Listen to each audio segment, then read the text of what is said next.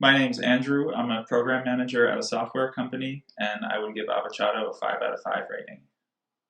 Before we started using Avochato, we were a very small, scrappy team, and we were actually just using one of the team members' Google Voices account to send and receive texts with customers when we needed to.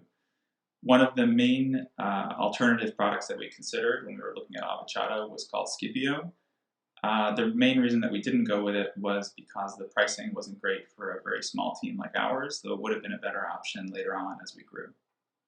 The main reasons that we went with Avochato were the pricing and the compatibility with Zapier. The pricing was great for a small growing team like ours. Didn't have too high of a bar to get started, so we could kind of just pay for what we used, and the prices were very, very reasonable. And they stayed reasonable even as we grew quite a bit. And Zapier was another important thing for us because we use Zapier to automate a lot of these processes as they grew. And Avochato worked really, really well with Zapier. It was really easy to set up and really easy to create automated workflows and expand as we grew. Getting started with Avochato was super easy. I think we basically just read some help documentation on their website for maybe 20 or 30 minutes. We got our account provisioned.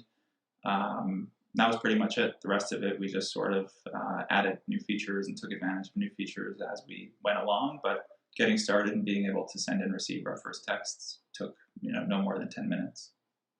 For people who are considering using Avochato, I would recommend thinking about two things: pricing and integrations.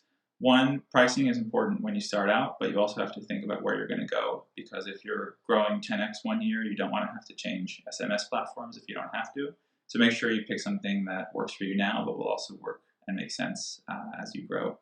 The second thing is integrations. For our team, it was really important that the tool that we chose integrate with certain tools like Zapier. And again, this only gets more important as you grow, so make sure it's going to fit with your other tools that you use.